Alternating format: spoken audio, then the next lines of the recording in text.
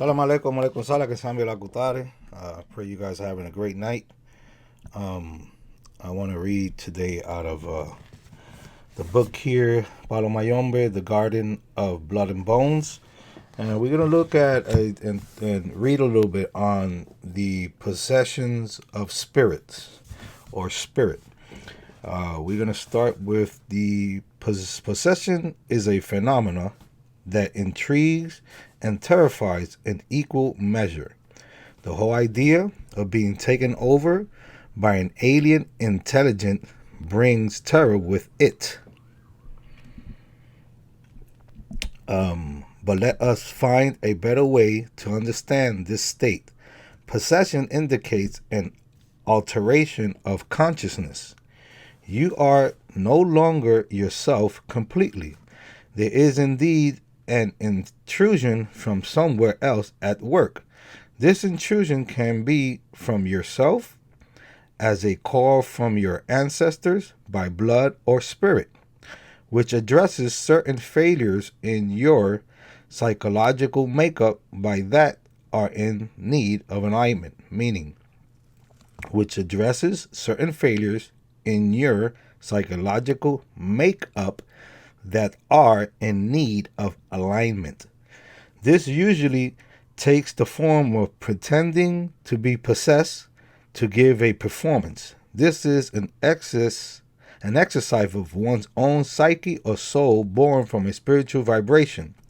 Even if it is not spirit possession in a useful way for the community, it is a state which is important for the individual and their growth. For the competent Tata or Yaya, this should serve as a means of diagnosing the spiritual health of the person in question.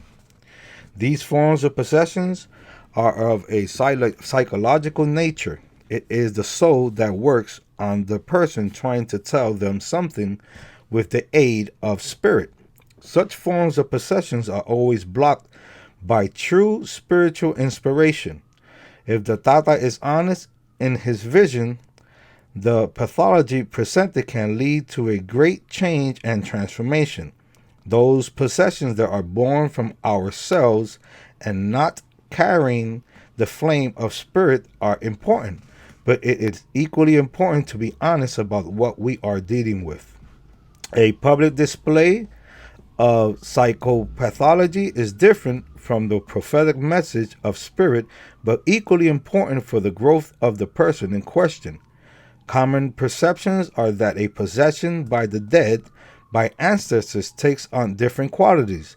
It is usually not as flamboyant as the possession of soul, rather the medium tends to move. If moving at all, in stiff and rigid ways, and the words and messages are presented with a greater simplicity and often with still greater depth, conveying by their very simplicity. Excuse me, and sorry for the police noise. When Mpungos come, it is a session of true miracles. But here we are introduced to a pure force of nature that knows human life and cosmic law equally. At times, the presence of the Mpungo in a person gives rise to profound messages, and yet others silence. But in these cases, nature brings omens to be interpreted. Yet another mode is the change of sight. At times, the veil between the world is seen to fall, and you see what it is there. The sight can take form in the empaka, vititi, or in the medium, but it often takes the form of inspiration. I personally consider being under the inspiration to be the most perfect form of possession because you do see. You really see what is around the person. Some people are gifted with the ability of sight, and as such, the interpretations are gained by patience and the level of wisdom the soul manages to accumulate. It is here that the Tata and Yaya falls from the grace or are raised thereof. Personally, I believe there is less uniformity around the issue of spirit possession. I believe that when ancestors' possessions happen, this naturally calls on Mpungo. Here we have a great variety, from violent forms to barely noticeable breaths of wind announcing possessions. The spirit meet with the medium, and the spirit and medium in combination give a particular impression to a specific spirit denizen. When it comes to the Inkisi, matters are slightly more complicated. The Inkisi or Inganga is your creation as a Tata. When this particular Inkisi takes possession, you are taken by a composite of the dead, familiar or not, the Mpungo that gives its orientation, and also the extension of Nsambi. Within you, your soul responds to the divine. When the Tata enters into possession with his Mfumbe, animated bones, he is colored by the world he created for the Mfumbe and also his connection with Nsambi and Mpungo.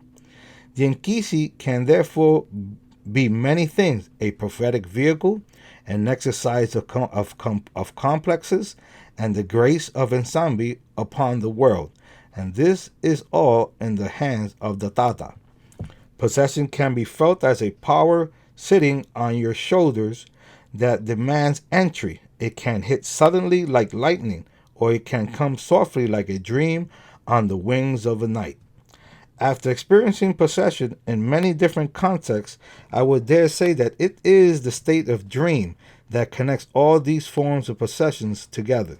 This is because it is in oniric realm that the veil between the worlds is gone, and here we can travel and manifest along the same fork road.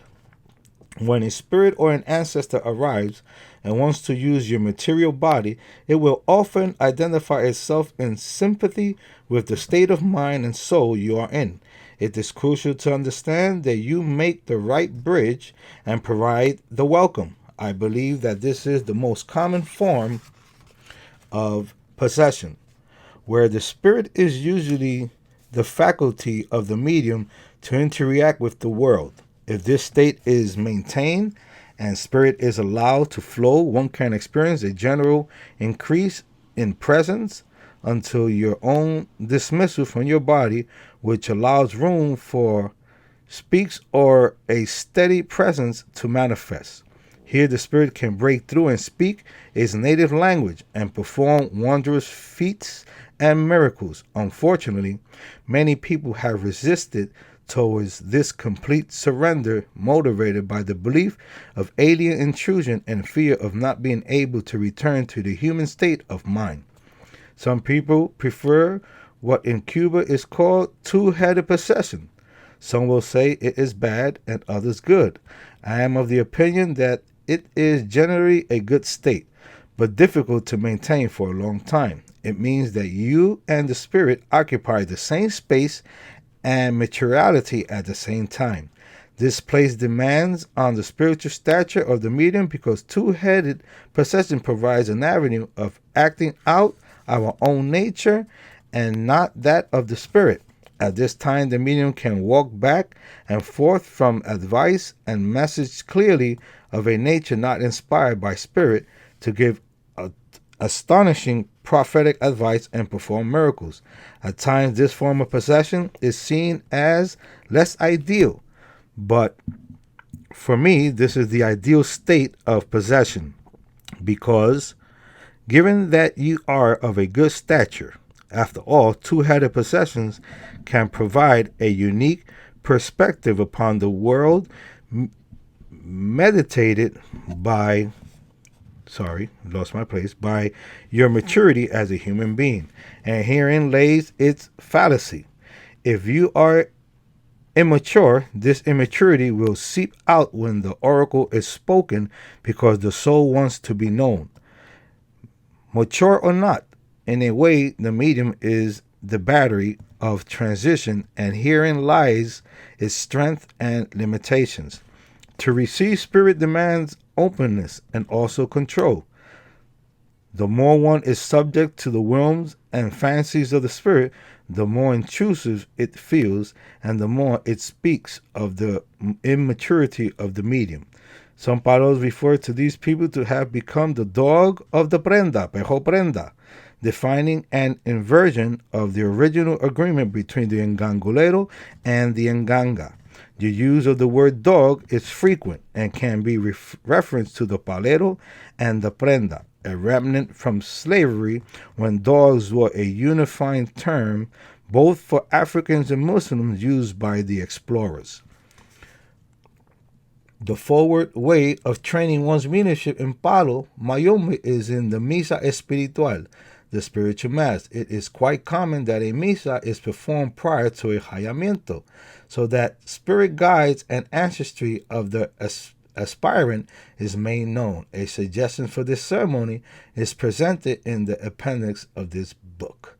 And salam alaikum, malaikum salam. Just wanted to give you a little bit of the book that I read years ago, and I brought it back up to share some context and share some of the book, and also to get you guys interested. If you are interested in purchasing the book, you can find it anywhere over the internet.